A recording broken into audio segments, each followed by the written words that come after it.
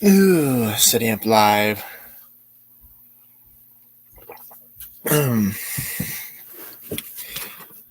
So I can see here, I keep scheduling the lives, but I can see that they are not not working properly to show up on YouTube. So I will have to be going through that and try and figure that out better with StreamYard. Or I'm wondering for if anyone who's used StreamYard before and has seen this, is watching this, please tell me if there's a way to, like, if I could schedule it on YouTube and then just have StreamYard jump over that or anything like that. Because I like using StreamYard because I'm starting to get used to it. And like doing stuff like this, going live is really cool. Starting to figure out more stuff with lives. But as you see by the title of this live, blown head gaskets.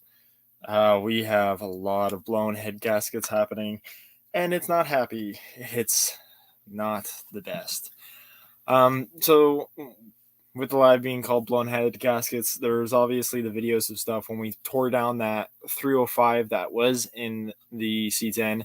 It had a blown head gasket. It was I mean, that there was more wrong with that engine. That thing was just wore out to no end. Then when we tore apart the 350 and put it back together, that motor had a blown head gasket. And it's like, that's a blown head gasket. Now, when I have some bad bad news to break, when I traded for that the LS for that 350, I was like, you know what, like, and there was so much wrong with that motor. I should have just tore it straight down. It was expecting that motor to be okay. That motor was far from okay. That motor had so much stuff wrong with it. Like the carb was wrong with it, everything. Now that I've been driving it around for a little bit, it's had coolant circulate through it, it's ran for a little bit or anything, its head gasket just blew. So it didn't have head gaskets when I got it. It has blown head gasket now. And like that thing even had a bad oil pan. And so because the head gasket blew, it blew a couple pinholes in my oil pan. It blew everything. Like, I have coolant in my valve cover, and that's how I know this is obviously a blown head gasket, as well as I can see through those two pinholes. It's spraying oil. Like, there should not be that much pressure in the crankcase. So because of that, we have a blown head gasket in the oil pan, which is not great. It's really, really bad. So that entire top end of that motor's got to come apart, which I will be doing. I don't know if I'll be videotaping it, but we'll see.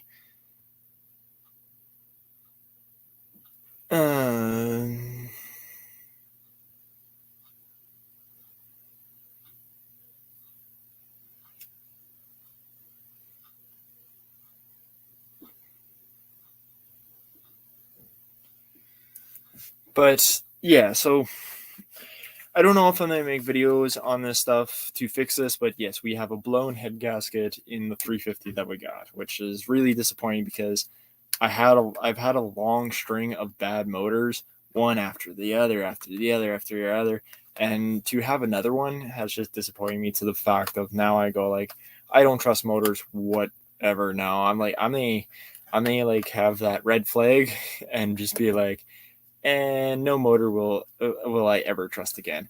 Hey, 6115 Customs, welcome to the stream. Thanks for joining the stream. I don't know if you like. I think stuff with Cletus is streaming right now, but I don't know if you are. But you're more than welcome if you want to join the stream and stuff. Just let me know and I'll invite you in. And hey, AJ, thanks for supporting the stream and all that. But yes, like I was saying, the 67, the 350 that I transplanted just into that, and like, because the videos have to catch up to real life, and real life is a little bit further ahead. I'm devastated, but that 350 has a blown head gasket, and it was the one thing I didn't check because when we tore the oil pan off and we looked underneath it, everything looked internally looked like brand new, and like brand new pistons and all that. But the only thing was everything on top of it, the carb was broken. Like everything was just mangled a little bit. Like someone just had no idea what they were doing. About this head gasket. Yeah, the problem is with the head gasket is the 350's got a blown head gasket. Um, I should have when I had started taking it apart and all that. I should have torn that motor completely down to a bare short block, but I didn't. And now I'm paying the consequences for it because, well, now I have an engine that has a head gasket problem. And like I said, now whenever I get a motor, I'm gonna tear it right down because it costs. I now have a good source to get good gaskets in and stuff. So it cost me like $200. When I say good gaskets, these are the rubber gaskets with the metal mesh inside of them because like has a metal, either the metal plate between the rubber and all that or anything in there. Rubber gaskets with metal ones that are one piece because I don't like using two-piece gaskets. Your two-piece rear main seal, not a huge fan of it. And like people who have those two-piece or four-piece oil pan gaskets, I'm not a fan of that either because I'm like, you have that leaves a spot where it could leak. I use rubber metal mesh one-piece gaskets. But now that I have a spot where I can get those for like a whole kit for an entire engine for like $200, I'm just saying for now on, whatever. If I get a motor in, or even if not if I buy a truck or anything. If I'm pulling out the motor for any reason, or if I'm just buying a motor or anything like that, I'm just going to tear the motor right down to nothing and redo all the gaskets, head gaskets including, because this is the. How many motors have I done already where I've had to replace the damn head gasket? Like, this will now be like the third motor in the last couple months that I'm replacing the head gasket on, and everyone being like, "It's a good motor, it's ever." I'm like, yeah, if you're not putting coolant in the damn thing. My buddy was like that. His 350, the first 350 we built here on the channel, not the 350 in the truck, the first 350 that he's then put into the Bel Air. He's like, "Oh yeah, that thing ran good. It was all good," or whatever like that. It was just like, and it had a blown head gasket, so he must have not been running it with a like with coolant in the damn thing, which means he's probably warped the heads. They had another motor where they were running it apparently really hot, and now I don't really trust him. I don't trust him for any of his motors or any of his trucks because I'm like, you man, like you can't run motors like that. You'll wreck them. And yeah, you can have a small head gasket leak for years and it'll be fine. You just top off the coolant every once in a while. And I didn't know that. He always has coolant on him because that's what he's doing to his truck. He's just topping off the coolant. And I'm like, that means there's a problem you gotta address. It's a real good engine. Only overheated it one time. Yeah, right? Uh, I like I said, from now on, I don't care if they're my best friend or if they're some stranger. I do not trust them anymore, even if a fellow mechanic says it's a good built motor. I don't care. If I'm just getting a motor and everything like that, I may tear the damn fucker down and redo it. Like you're gonna have to give me YouTube videos of you doing the process. Like you guys can see in my video where I'm rebuilding that one through fit. I'm going around with the torque wrench, and I do my first initial torque. I mean, it's sped up. It's through time lapse or everything, but you see the torque wrench go and then go a second time if you slow down whatever. Because you got to do that. You got to build it properly. So for the 350 engine, I have new. Yeah, it's best to do that. I have new head gaskets coming for it, new intake gaskets, new just everything, distributor gaskets, new valve hold downs, just new oil gasket, new everything. Have brand new everything coming. Just saying, slap new gaskets in the whole damn engine because I gotta tear the whole thing apart anyways. I went out and got a new oil pan for the thing, because there's 2 pinholes now in the oil pan. That's caused because the crankcase had high pressure because it has coolant leaking into it. It's bypassing into the oil. It's not so much there's not oil getting into my coolant, it's just coolant getting into my oil. So there's pressure leaking into the crankcase, and I can really tell because there's these two little pinholes in the oil pan. I patched them because I was like, crankcases don't have a lot of pressure. Patching this will be fine. I used steel epoxy, JB Weld, which I've done before, and it'll last forever. And it blew past it, and it's just squirting. I'm like, that's a lot of pressure in that crankcase. Something's wrong. A new truck. No, I'm gonna keep fixing the 67. It's just I was sold another bad motor, and now 350 that's in that truck. It has bad head gaskets, and so now I got to pull the whole top of that motor off, and I'm not looking forward to it because I have spent so much goddamn money into that truck just for I have lost all faith in anyone selling motors ever again. I will not trust a damn soul with a motor because this is the first 305 that I need to rebuild. I just finished redoing 307 heads for that. I still haven't pulled that engine apart. I have that first 305 motor. The second 305 motor I got was sold as a running motor and everything. It ran for a month, and then it didn't. And that thing had a bad head gasket too. And that truck, like when we ripped apart that motor, we tore apart that boat anchor on the channel here. That motor was horrible. That motor was just devastating. Then there was, I was looking around. There was my buddy was like, "Oh, you could borrow my 350 or whatever." I started tearing into that engine and stuff like that, and that had a blown head gasket, and that had so many missing parts to it. To the fact of like, I bought all new gaskets for the damn motor. I put the whole thing apart. I put parts into the motor, and then I got to the point where I got to a long block, and he was like, "Oh, I have everything for it." I was like, "Okay, can we put everything on it?" And he's like, "I have not. Like, I don't know where it is." I'm like, "So you have nothing for this motor?"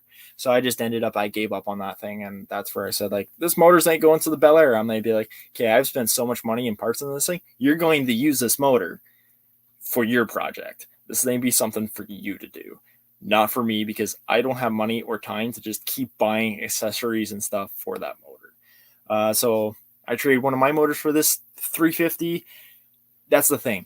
I think I still came ahead on that deal, I think, because all the internals and everything like that, when we were looking into it, we pulled the oil pan, looking underneath and everything, like everything looks like it was rebuilt and stuff. It looks like the block and the heads were rebuilt by a shop. It's just whoever assembled the damn thing, whoever put everything on that engine was a moron. Because, yeah, that motor came with a broken carburetor, had a broken distributor, had the power steering pump, wherever the truck they cut it out of and stuff like that. They cut the wrong side of the hose. Like, I'm like, if you're going to cut the line towards, like, it depends on what part you're trying to save. If you're pulling the motor and stuff and you don't care about the rest of the truck, cut the side to the cooler so you can have the swivel and you can get the swivel off later on. If you're wanting the rad and stuff, I understand that. But anyways, normally there should be a connection on the rad to that line. So cut that line. That line's way cheaper than getting a power steering pump or rad. But he cut the wrong side, and it wasn't even like the bearing inside that power steering was shot anyways, and I wasn't going to use it anyways, so it wasn't that big of a deal. It's just I got so many busted parts on that fucking thing. And now to the fact of I have it fully built, it's running great and all that until the coolant starts leaking. And then it doesn't run so good once the cylinders start filling up. I bet I'm going to pull those heads off and the cylinders are going to be clean on the driver's side because it's the driver's side head gasket that's leaking. The joys of buying running motors. Yeah, I don't trust it anymore. I mean, like, if anyone's saying, be like, "Oh, I have a running motor," I'm like, "Here, I'll give you $200. I'll be like, unless the stuff's brand new, here's $200. I'll go buy a whole truck. I don't care anymore. I'm just thinking spend $500 and buy the whole truck and pull the motor myself now, just so I can see the damn motor running for sure, and hear it running. Like drive the damn thing down the road, the park truck, wherever, and know that it runs good before I do anything. Like I still came ahead in that deal because that, like I said, all the internals in that look brand new. Had like barely any wear on the cross hatching, on the piston cylinders and everything like that. So I'm not too concerned about the internals on that block.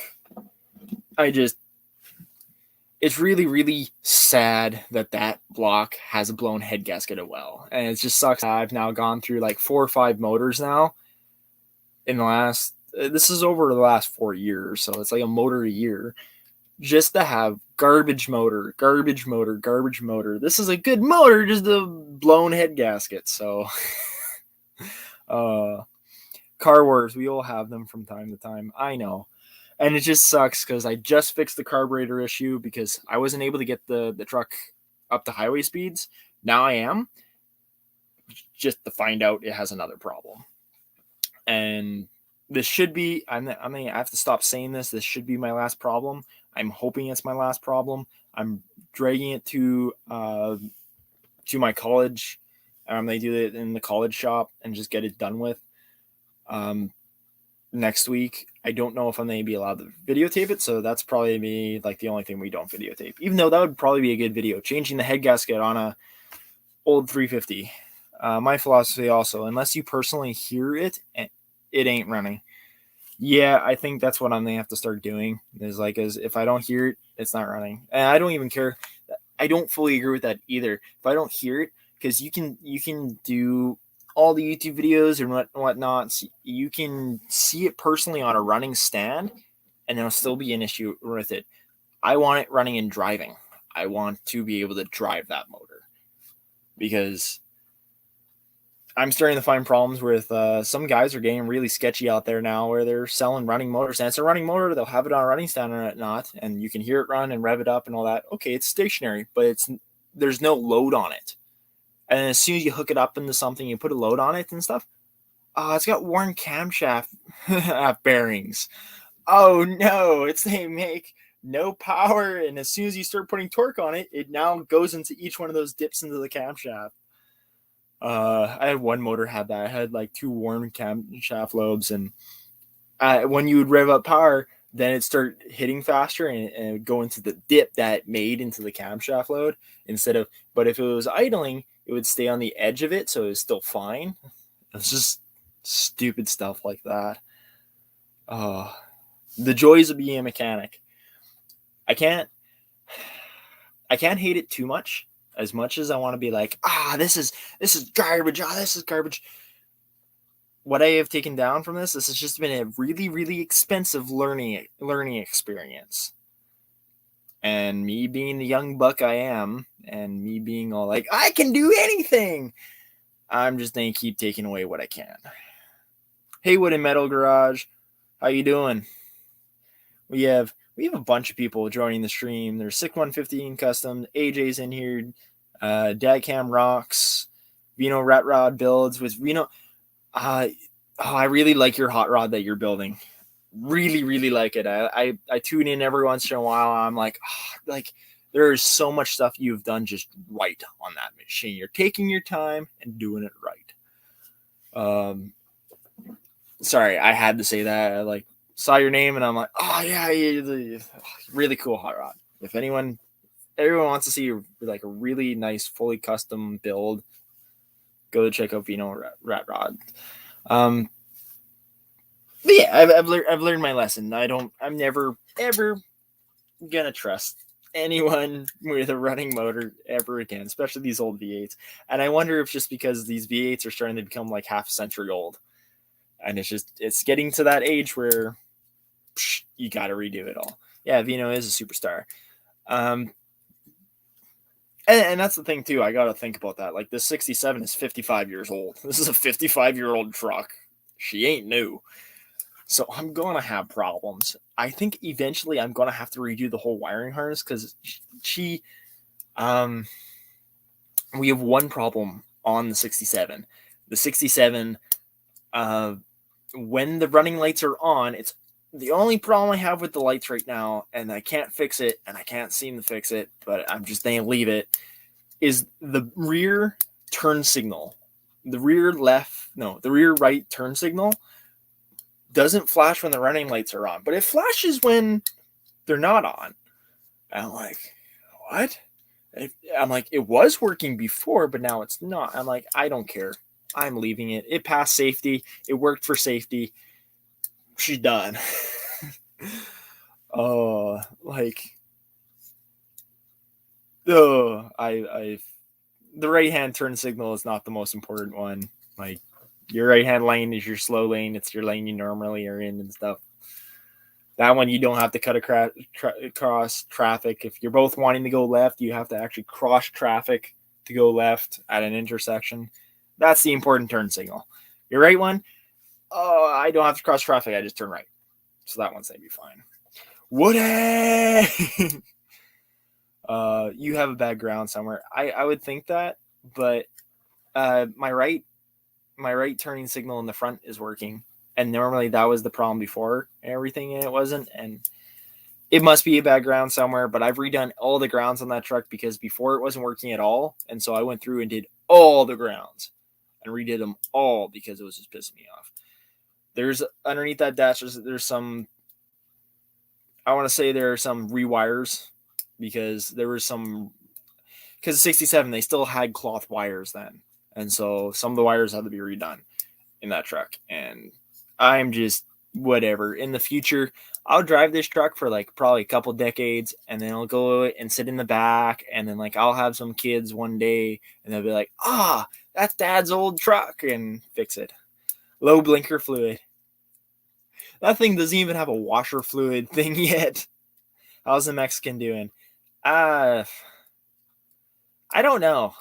I think he's upset with me because I told him some stuff. Like, he's a really good friend of mine. He's really good at getting stuff done. If you need something fixed, he can fix anything, but it won't be the correct way being fixed. It's something this is the thing. He's very skilled and he's very smart. He has piles of scraps and parts and all that stuff. If something breaks, he can fix it. No matter what, he'll fix it. It just won't be right, but it'll work. And so he's upset with me because with this truck and stuff, there's a lot of stuff I just didn't let him touch. And he's upset with me. And I understand that because he's normally the guy that everyone takes everything to, like, out of our friend group and stuff to go fix something because he'll be able to fix it no matter what with what he's got. But for me, I'm like, I want this truck. There are some things I'll go and spend the $50 or the $20 or whatever and get the proper part. Like the head gaskets.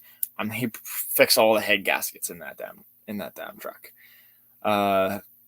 Which sucks, but whatever. It's peace of mind. It's just to know that they're done. New head bolts even. I'm throwing new head bolts at the damn thing because you always should. Sometimes you can get away with it depending on how long ago it was done. But that's because they have the bolts. Sorry, now my brain's spiring and hyper-focusing on cars. The bolts have elasticity words. They stretch the head bolts when you torque them down, right? And so I'm just thinking buy new ones and just be like, know what? I'm done with having head gasket problems. Buy new bolts, buy new gaskets, get it done right. And I like using Felpro. I think it's called Felbro. My old 68 GMC came with a factory glass bottle clamped to the left fender to hold the spare washer fluid. That's crazy. I have nothing holding washer fluid in right now because there's no washer fluid container.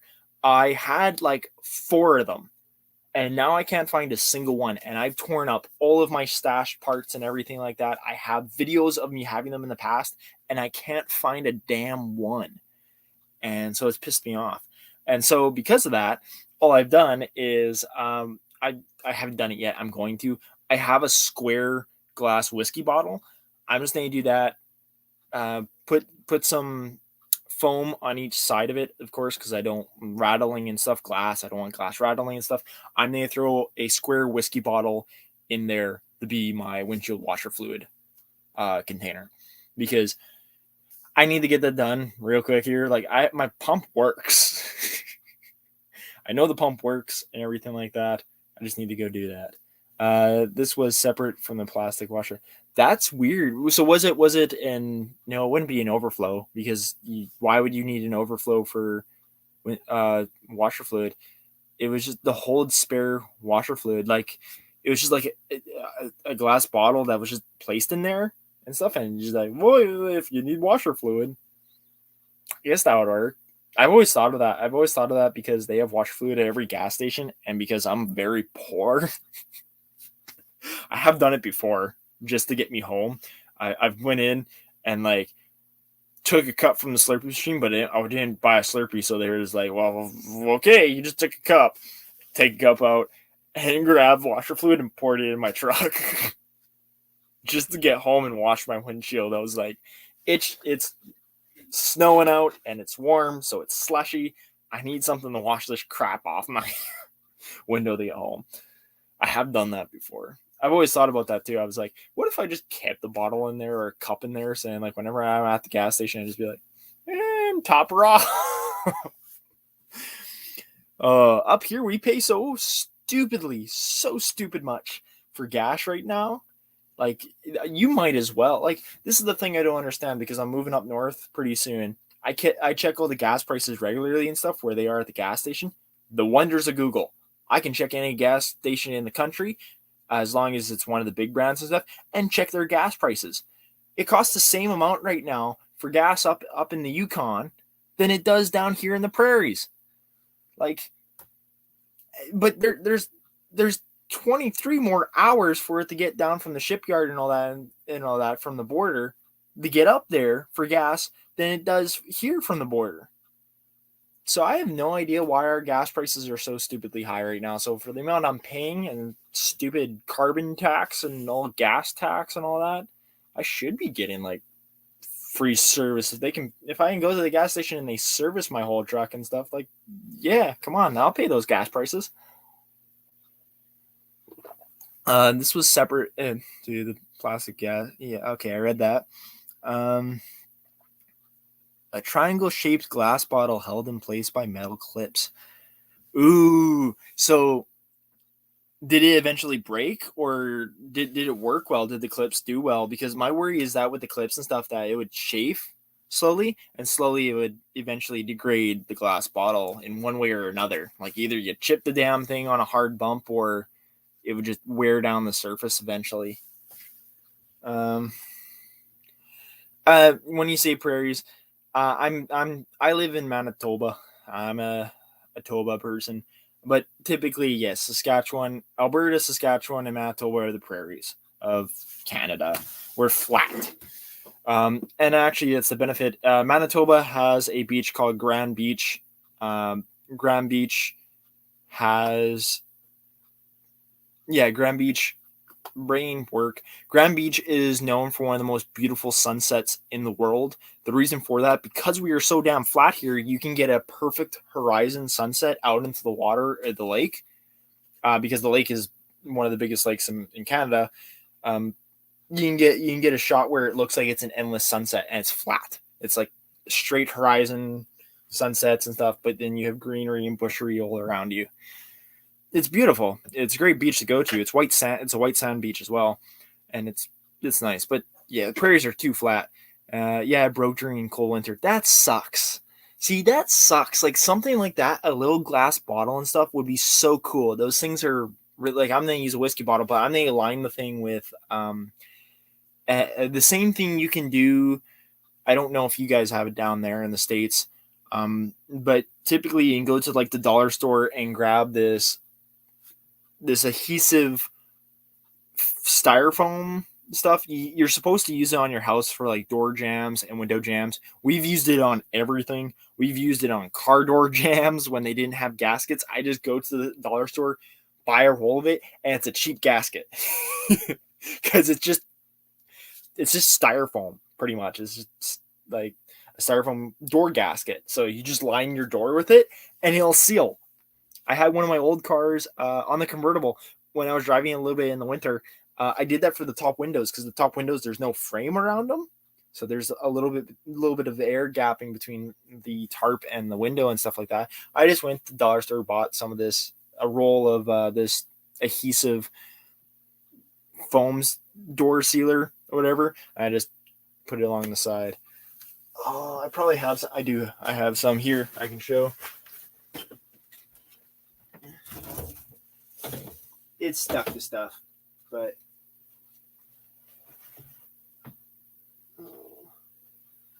I don't know. I use that stuff for everything. Like we have it up there is a vent to outside. I have it along the borders of that piece of wood and placed in, and it holds it good. So, I don't know, it's just a seal. But I may put that around my glass whiskey bottle, so then that way, like, nothing chafes the bottle, and I put it away. It sucks that it broke. Like, that's really cool. I've never seen any of that because I have multiple service manuals, and I had like when the 69, I sold the 69 with its owner manual, but I got the owner manual when I had the 69 2-ton, and I think they're cool. I really do. I really think they're like cool. The information you can look through that, but I didn't see any with a triangle. So was it like triangle up like Illuminati or triangle forward like it's a direction you should go? Because that's who built everything was the Illuminati, right? That's just the joke. I'm not a conspiracist. I don't know who built anything. I just know it wasn't me. Other people built stuff. My family built up our family. Our family built up our family to where we are today. That's what I can say. Someone say Illuminati. Of course, mechanics pops up right when I say conspiracy theory. Oh, that's ironic. That's ironic that you would pop up when I say Illuminati. Oh, wow. That's just. Oh, That's just wow. But yeah. Well, yeah. Now you have to tell me. Was that triangle shaped glass? What was it shaped up? Come on, we got to know now. Did it have a little eyeball on it, or how was the bracketry holding it in? Like, did it form any shapes or anything? Like, got to decode the message here. Well, but no, aside from that, like blown head gaskets and all that, I think going forward, it's going to be interesting. And this is the thing, like I don't know if you guys want to watch me replace another head gasket in a damn engine. Like, if you guys want to watch it, I'll see if I can record it. But I'm already backlogged on some of the videos I need to do, and that's my own fault. I just have so much stupid going on. Oh, some stupid Facebook notification. I don't care about those. Facebook's stupid anyways. I only use Facebook for Facebook Marketplace. Facebook Marketplace is a wonderful place and a horrible place. But you can buy crap on it, and I'm really good at buying crap, and I'm okay at selling it. I need to sell more of my crap and buy way less of it. Yeah, I need to stop buying stuff. AJ knows that. I've spent too much money. For the first time, instead of me buying stuff, I'm stopping myself from just buying unnecessary upgrades. I say unnecessary, but they're necessary. But they're not necessary. And I can't say I stopped myself. Today I bought... That truck will never need it because our 72 never needed it. It never needed a block heater. But I've now gone and bought a block heater to go in the 67. Because I just know what I'm pulling the fucking heads off and redoing the head gaskets and all this stuff in it anyways. I might as well just pull a freeze plug and throw a block heater in the damn engine. So I'm going to do that because especially since I'm driving up north, just put the damn block heater in. It'll be good. It'll be good enough. and then I won't have to worry about the thing ever being warm again. I even bought a battery warmer. I'm going to go and look because I want to be a little prissy pants. I'm going to go look for a cabin heater, or not a cabin heater. What do you call them? An internal a heater for my cab. So I can just put a wire through the firewall. I'll throw it underneath the dash. I just want a tiny one, not an expensive one or anything. One that only gets it like just above freezing. Like, so I guess it will have to be fancy enough to have a sensor in it, because I don't want it to burn down my damn truck. But I want it to get warm enough where it's above freezing and stuff. It just keeps the cab. Yeah, car warmer. But I swear people called them something else, like a cab warmer or something like that. Or not a cab warmer. A cabin warmer? I don't know. Who knows? Something like that. I'm going to go out and look, and especially because in just 2 months, in less than 2 months, this is where I need to jump on this truck and do the head gasket on again. Not again. I didn't do this. 350 is the only one I didn't touch the head gasket on. Big mistake. I should have done the head gasket on it. This truck I am driving, I think it's roughly like 2,500 miles. It's like 36,000. No, not 36,000. 3,600 kilometers.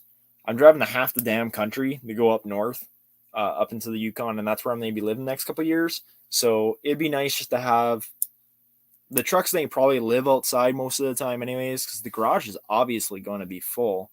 I'm just going to throw I'm throwing a block heater on it. I already bought it. I'm throwing a battery blanket warmer thingamajiggy in it, because in Canada, you go through a battery every damn winter. So I'm throwing a battery warmer in it, and I'm going to throw a heater inside. An SPAR. What's an SPAR? I'm going to have to look into that. I now have something I need to jot down to look into, because I don't know what that is. SPAR's rock, but pricey. Hey man, know what? If it works and it fits into what I need, heater, SPAR heater. I'm not a lot of stuff's coming up. I'm gonna have to because I misspelled it. Like, it's a diesel heater, it says. Like, I'm not looking for something that runs off of fuel. I'm just looking at something I can plug in with the rest of my plugs, because I'm gonna run all the plugs down through my fender up to the front to the grill, and have them all plugged in together to like an extension cord, and have that extension cord be I'm gonna probably cut it short and put a smaller plug on it. Go away, phone. Someone please answer that, not me. I'm gonna put a smaller plug to it and plug it into the and use that as my plug. So it'll be one plug that goes to 3 outlets. That goes one to the damn block heater, one to the battery warmer, and one to the cabin warmer. It'll cost a little bit of pricey on the electric bill, but that's where I'm like, I need a heater with a sensor in it, because one, don't burn down the damn thing, but I don't want to burn down the damn truck, but I want to keep it above freezing. And that way, when I step into the truck and I'm, because this thing being old gas goes there, I got to pump it a couple times before she fires. I don't want to fire the damn truck up and have the hassle of being sitting there in the cold anymore. I'm starting to become a little bit like, I don't want to do that. I don't want to sit in the cold. Because most times, even now, I'll go outside, I'll go start the vehicle, and I'll come straight back in. I'll be like, I'm not fucking with it. It runs, it doesn't run. I'm not going today. How I feel sometimes. Of course, I get out there and get the damn thing going. SPAR is a diesel-powered block heater for big diesel trucks. Okay, that's pretty cool. I don't run diesel. I don't have any diesels. Even though the Mexican has that really awesome 12-valve first-gen, third-gen Dodge Ram, first-gen Cummins truck, people hate me when I say that. I go, but it's a third-gen Dodge Ram. And they go, but it's a first-gen. I'm like, yeah, you're right. It's a first gen Dodge Cummins, but it's a third gen Dodge Ram, and people hate it when I say that. Even dealerships don't know what I'm talking about when I say that. I laugh at that. I'm like, how can you say I love my truck? I know everything about my truck. I'm like, but you don't even know what generation of Dodge Ram it is. Sorry, that's just something that always brings up in my head. You want a trip? There are some good inline heaters that will warm the cab as well. Okay, like I said, I'll have to research it because the last time I had a vehicle with one, it was the 67 parts truck. It didn't work, but it did come with one. It did come with a heater on the passenger side hooked underneath the metal of the dash, and it looked pretty neat and all that. It just didn't work a slick of anything, and it was a mouse house in there, so I threw it out because I'm not dealing with mouse corrosion because mouse piss just corrodes everything. I didn't want to deal with it, so I threw it out. But it looked neat, and that's something what I kind of want is I just want something to clip underneath like my glove box. Obviously not the glove box because the glove boxes in those trucks are cardboard. Be nice to build a metal one for it, but be nice like even if I just clipped it to the firewall or something, like something small. Like there must be something out there now with the way technology is and the market is, something like small you can just put in there and it just heats up. Like even throwing a light bulb in there would heat it up. Actually, an old conventional light bulb, like we used to do that for other stuff. I had one until it burnt out. I had one sitting around here and stuff where I just had a lamp with a conventional bulb, and whenever we had these really cold days, I'd pop the engine open on these old cars and stuff, and just throw the lamp down in the back, and it'd warm, and then close the hood, and that lamp would just sit in there and heat up the space. So there must be something out there that I can go and get just to warm up my cab. Just that way, it's like it's not freezing. Like I don't I don't want it to burn down the cab, so I don't really want it to be super warm, but like just something that warms it up slightly. So I'm not getting out there and freezing my ass off in -40 weather. The Yukon sounds interesting. Yeah, my AJ, I don't know if she's still watching. My girlfriend there, and she's been looking up a lot of this stuff, and she said it a couple times. She's been upset with it. She goes, the Yukon right now has better weather than we do. They've been having a better winter this year than we have in Manitoba. We've had such bad weather. It's horrible. Like we've been having such bad weather and it's horrible. And like my road is like going through a snow tunnel.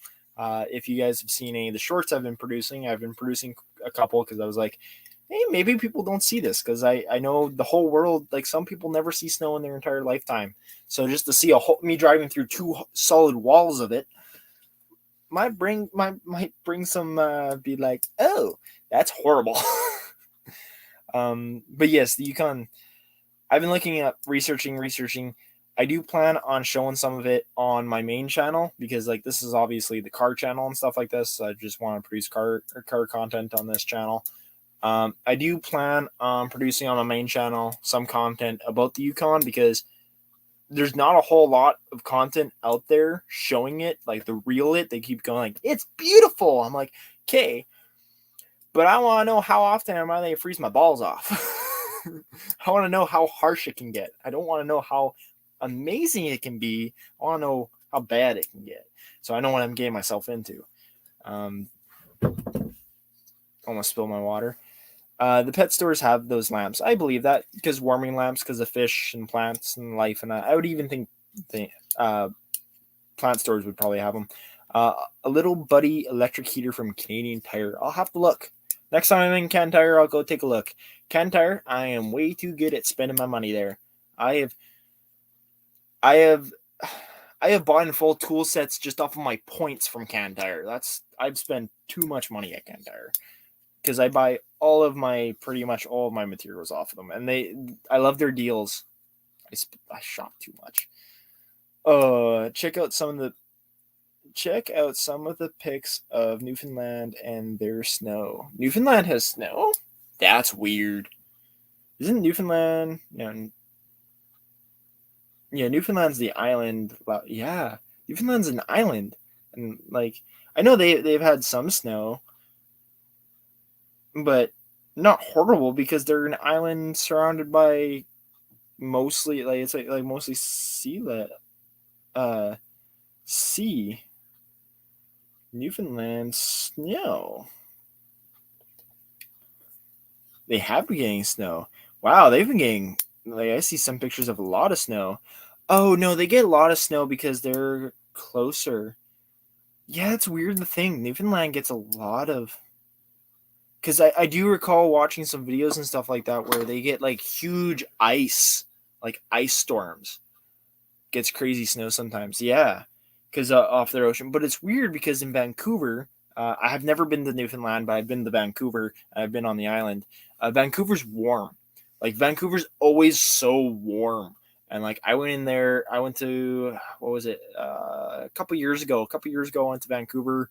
It's like November, and I'm going there, and I leave here. I leave here in a blizzard. I get on the plane, I go there, and I walk out. I'm like, oh, I'm taking off my jacket. I'm taking off my sweater. I'm walking around in a t-shirt. I'm like, I'm in the same country. They call it a snow megadon. That's crazy. No, Newfoundland. It would be cool to see. I won't lie. It would be really cool. A lot of people are like, I want to go to these places when it's warm. I kind of want to see the most dramatic weather changes when I go places because then you can just see, you get beautiful landscapes out of stuff. I've had some people comment on my videos with the snow and stuff like this. Oh, it's so like the snow is very, very beautiful. And I trust me, it's beautiful. Especially, it's why I love snowmobiling. It's beautiful to go out on these landscapes. It's just cold. But yeah, that must be crazy. I would not like if it's called the snow megadon. It must be harsh. Like we have pretty harsh snowstorms out here, so I can't imagine anything. Like I can't imagine anything worse than we get here, except for like maybe if it had more harsh winds.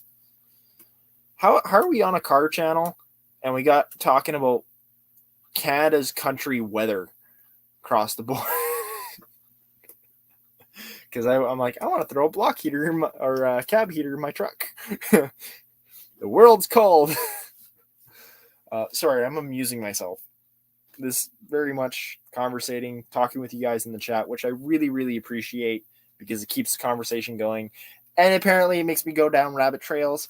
Rabbits are tasty. Why wouldn't you go and track them and put a couple trap snares in there? It's that. Great chat. See you guys later. See you, Rat Rods. Like I said, I really love your build. Thanks for coming along. I really appreciate you coming in and chatting with us for a little bit. Hope you have a good night, mate. Global warming doesn't exist in Manitoba. Dramatic warms and dramatic colds. You don't get to pick. You just have both.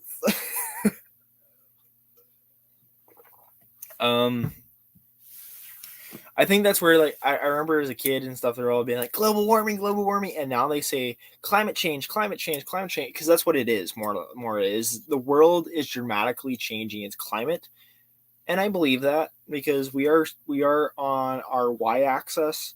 The Earth is slowly turning on its y-axis, which changes our equator. Like I don't know how many inches or feet a year. Our equator does move and stuff, and so do our poles. They shift a little bit. So I do believe in like the world has climate change because our world is changing its distance and proportions as the sun as it rotates. Weird science stuff. But they go like global warming, the world is warming and all that. I'd be like, I believe you to an extent. Some of the it's hard to say because like I can't even really say what I know because I don't know much on it. I'm not a science guy. I play with cars. So I'm not the best environmentally I'm not the most environmentally friendly. I can say that. I'm not because I like V8s and I like gas and fossil fuels. In my mind, I want fossil fuels, the fuel of the future. I want them to become cheaper. Oh, gas is expensive, but electric is through the fucking roof. That was actually, that does bring in an interesting topic of like when California, Texas, and all that had that really bad snowstorm this this year, no, last year. They had it last year and stuff, and they had that super crazy snowstorm and stuff, and the heating bills and electrical bills for everyone went through the roof. And some people were like, "Oh, I have a Tesla, but my electrical bill for just one day costed what it cost for 3 fucking months, just because of the snowstorm." And that's where it really is. Fossil fuels are cheap, just not for us. Yeah, how can we sell oil for like cents, but then we're paying $1.50 for a damn liter of fuel, and interest rates are going up? Don't tell me about it. I try having this conversation. Oh, now we're just going through another rabbit hole. I try having this conversation with a lot of people and stuff, and a lot of people be like, "Oh, we raise minimum wage to keep up with inflation."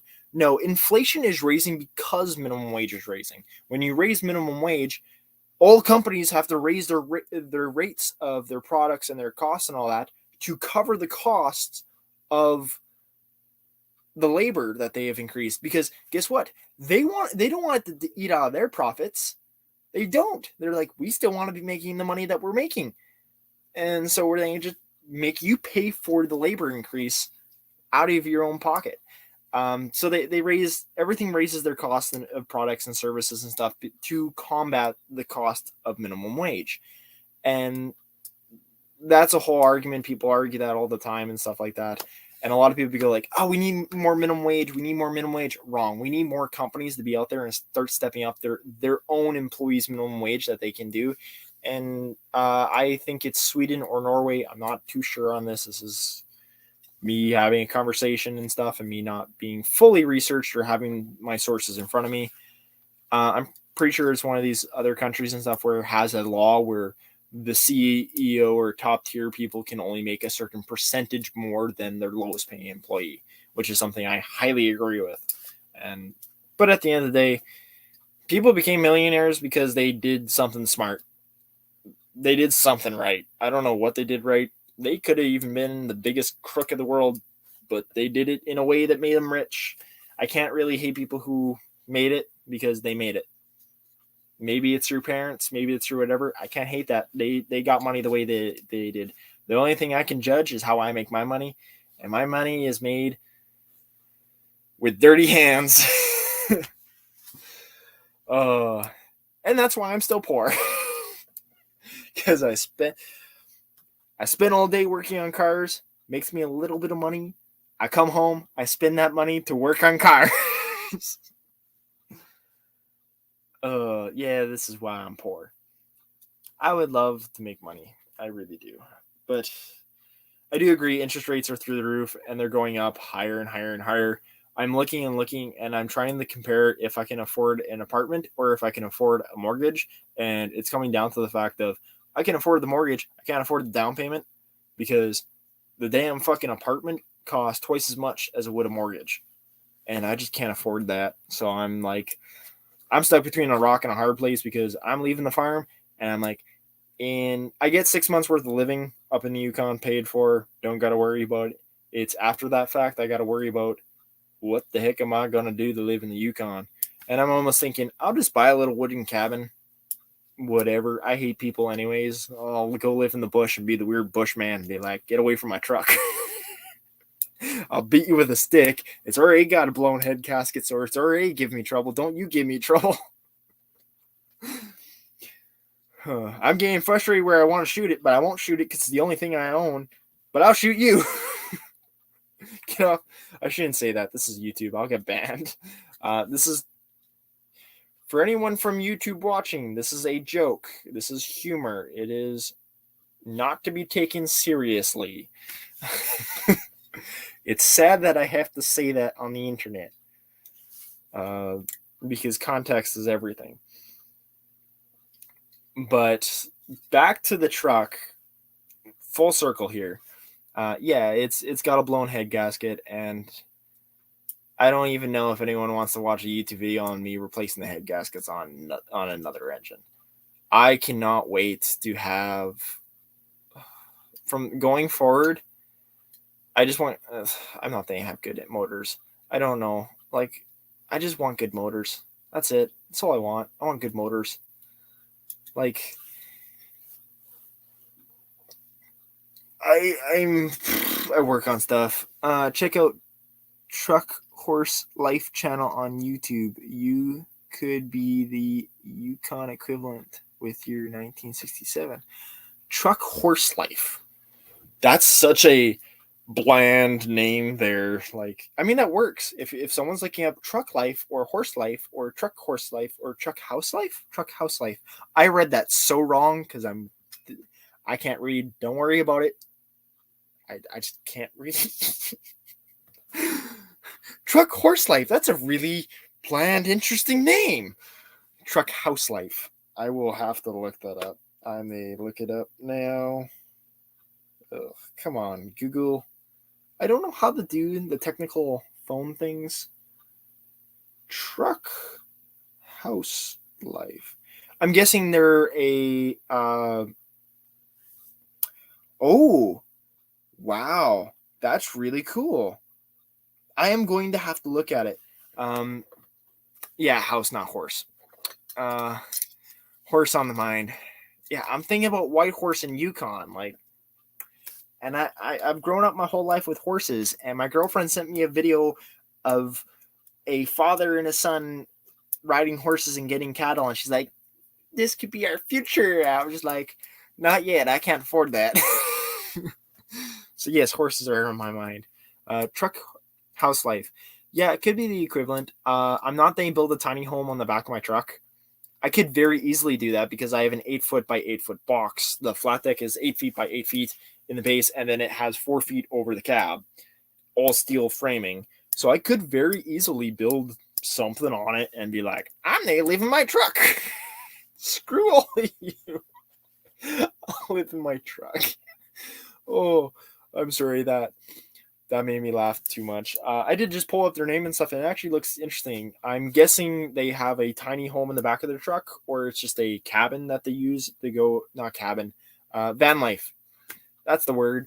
I really like van life. I want to actually build a schoolie. I really want to get a 50s or 60s shorty school bus and build a shorty because for camping, because I've always gone camping. I've always done tents and everything like that.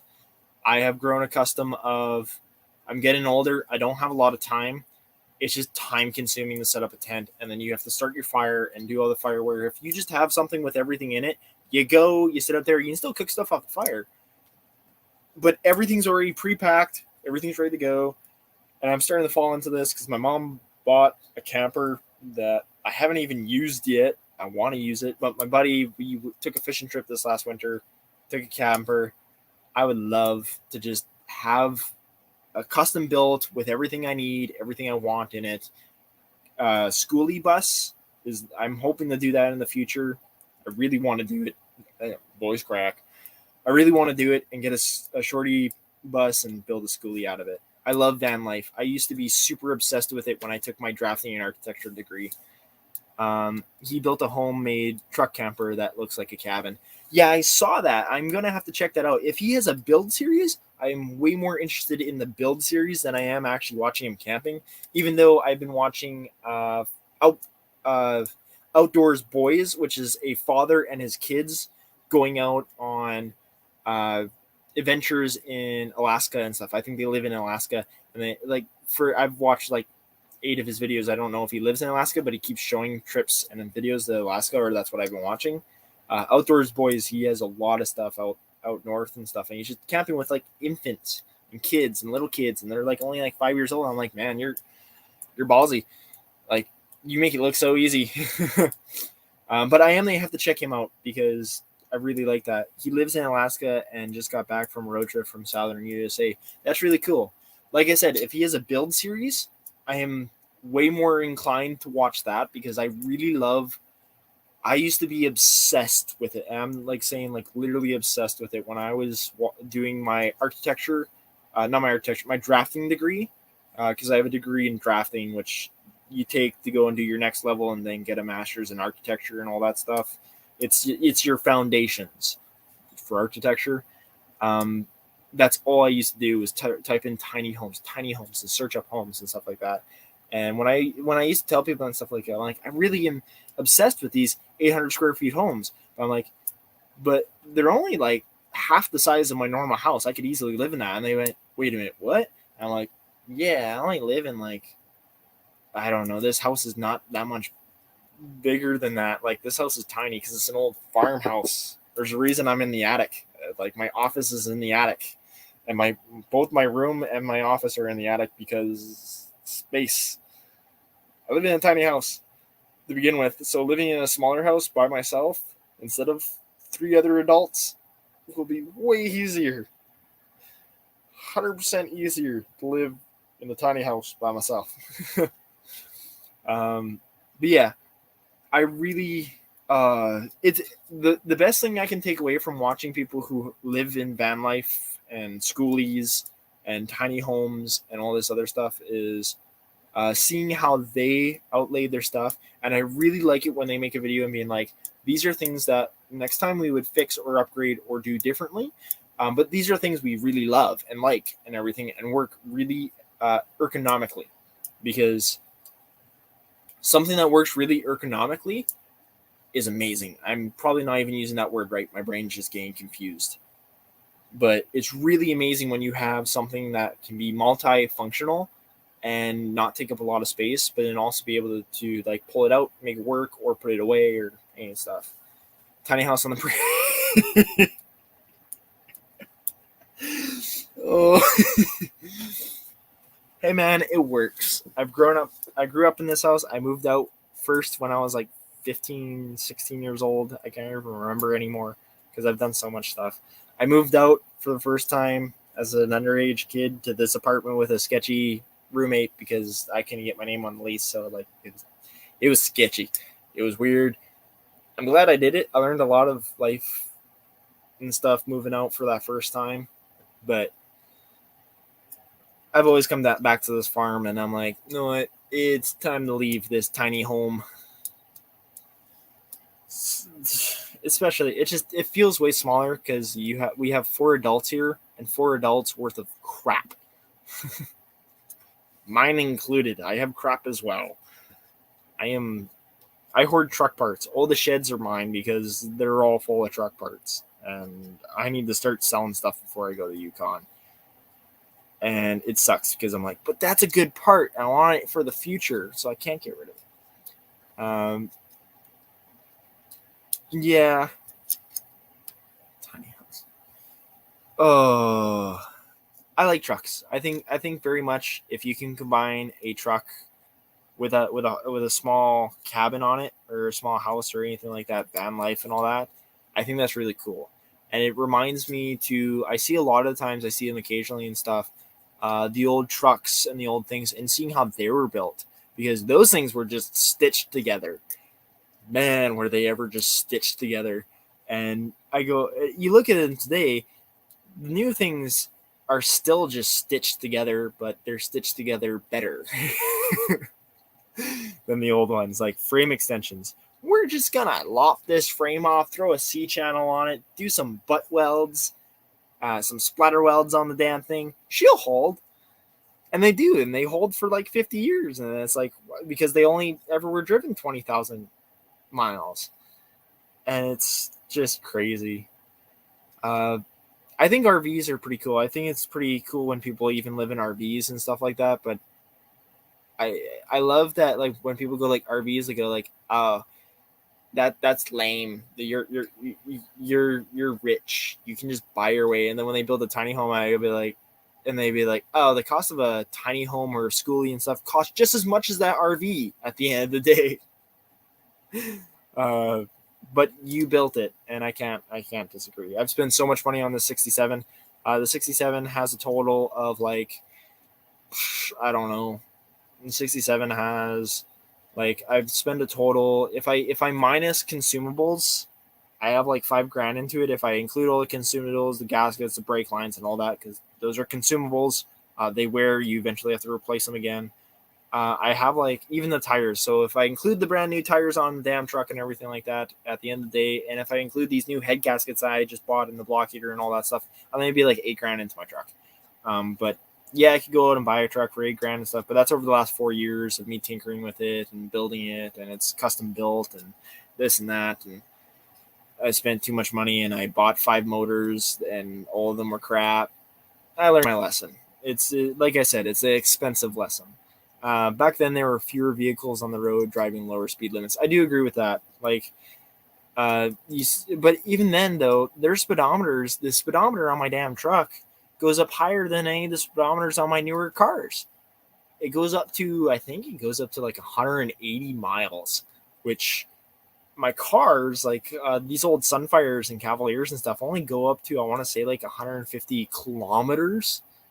So that's like, what's 180 miles to kilometers? That's 1.6, like something or other like that. Something or other like that. I may look at 180 miles to kilometers. That's meters. No, that's miles. There we go. 280, 290 kilometers. So my truck has a speedometer that goes up to 290 kilometers when my car only goes has a speedometer. So yes, those trucks were road. Those trucks road. Your speedo probably goes up to 100 miles per hour. No, the truck goes up to, I think 80 is dead center. I'm pretty sure 80 is dead center. So it probably goes up to 160 or 180. I think it's 180. It might be. Have a photo of it. I can confirm. Gonna look because my buddy was like, having gauges means it must be fast. And I took a picture of my dash and I shared it to his page and I was like, no. I have tons of gauges. My truck ain't fast. Where is it? Come on. Oh, I don't know where his thing is. Shouldn't be looking for his thingy. I can't even remember his name right now. There we go. There's his name. Where's his post? Right there. I post. No, never mind. You're correct. I'm wrong. It goes up to 100 miles. It only goes up to 100 miles, which 100 miles is still 160 kilometers.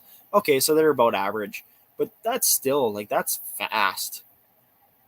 Like, everyone likes to be like, 100 miles per hour ain't fast. It's fast. It's fast. I was stupid I think when I was in the States, I was driving,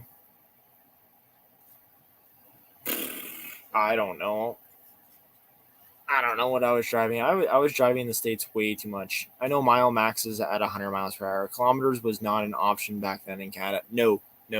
Mine's a Canadian truck. Mine is an Ontario truck, I'm pretty sure. I'd have to look up the VIN again and check again.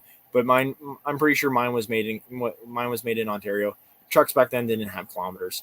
I used to have an old cop car with a 240 kilometer speedo. That's crazy. That's cool. I love those old 70s Dusters and those old 70 Ford Tauruses and all that stuff, like, as cop cars. I just want that's a childhood dream of mine. And I like my Halloween costume that I use the most throughout the years is a cop. I've always just gone to the cop costume. I don't know why. I think it's just because it's the cheapest option, or it's just the easiest option, and it's easy to look like a cop and be like, ha ha ha. I have the worst driving record in the world. I'm gonna be a cop for Halloween. I've always been, that's a little boy dream of mine, to be a cop, actually, and I have a lot of respect for the police force, for people who do it right and who are right like that. Especially if I'm speeding and he pulls me over, I have all respect for him because he's following the law and he's just doing his job. I hate that he pulls me over. I'd rather not be pulled over, but he's doing his job, so I respect him. But I really appreciate everything that the police force does, and that was a little kid dream of mine, that was to become a cop. I can't become a cop because of my driving record. I would have to wait like 5 years for my driving record no, I need to wait now I would have to wait 8 years before I could become a cop because of the standards. Because I would need to have a clean driving record for 2 years, they expect. And I have the worst driving record you can possibly have here, which is not good. I don't have the worst. I haven't done the worst things. I've done stupid things that have just pinned me the most points towards against me. But I love those old cop cars. Those old, I just have a little daydream in my head of just having one of those old 70s Dusters or Ford Taurus, or I love the old Crown Vics. Crown Vics are some of my favorite Ford cars. I would love an old cop car. They just are. It's one of my many dream cars. Second gen C series trucks were built in Oshawa, Ontario. Yes, that is where. I think that's actually where all of my trucks have come from. The 72 is from there. The 69, I'm pretty sure, was from there, and so is my 67. I think so is the other 67. I think all of my trucks so far that I have found across Manitoba here have all been Oshawa, Ontario trucks. And I've been like, yeah, I have Canadian trucks. I'm no slacker. I'm sticking to my homebrew. I don't even know what I'm saying anymore. Don't listen to a slick of words coming out of my mouth because they're just nonsense. And I want to say, I'm going to take the time here to show off my girlfriend's art and stuff like that. She didn't know how my truck was going to look at the end, but when she drew this and stuff for us for Christmas and stuff, it's Ponyo and stuff that's supposed to be me and her. Instead of a toy boat, she drew a little old truck, little old orange truck. Now it looks completely different from that now because it's got the big old tow mirrors and flat deck on it and different colored fenders, which I will one day. One day I'll fix. Maybe not. Probably never. It's character. That's cool. Yeah, she's a really good artist. She draws people really, really well, and she drew that truck really, really well. I really like that. Yeah, your 68 came from Auschwitz also. See, Deadcan Rocks, you need to build that truck back up. And no, it's funny because everyone in chat right now and everyone in this channel and stuff has one of these trucks. Mechanics has one of these trucks. I have my old 72 in the back. I have the 67 that we've been fixing. You have a 68.